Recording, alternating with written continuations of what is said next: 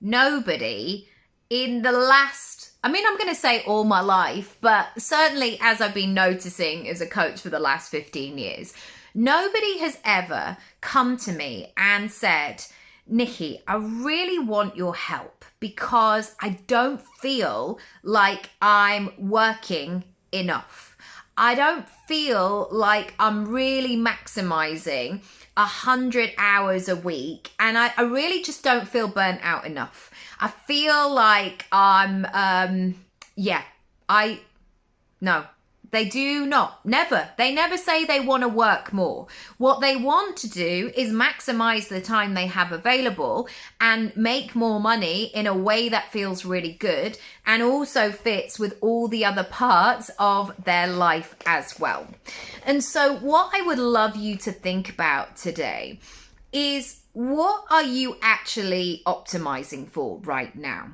Because now might be a time where you are going through this transitional period of really working out what the next version of your income pie looks like. How are you making money? How's it coming in? What kind of things are you doing? Are you a multi-hyphenate, for example? Do you have different income sources?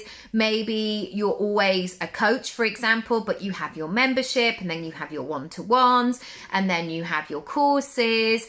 And I think that sometimes we can get caught in this spiral of working hard and always just feeling like we have to be at our desk.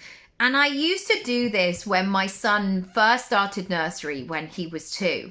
I used to drop him off and the nursery was literally around the corner. And then I'd get home and I'd be like this, like a cartoon typer. Like, I've got to write all these things and and then I'd like miss lunch and then, I'd go and pick him up at 4 o'clock or whatever and be like, right, okay, I've got him. Okay, here we go.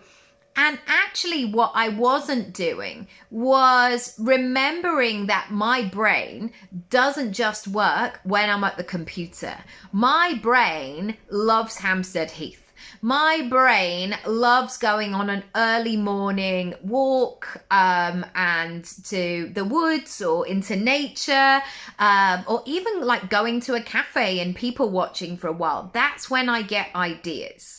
And so I'm not saying just wandering around the woods and not paying attention to your inbox is going to grow your business. But the way that you design the way that you work doesn't just have to look and feel one way.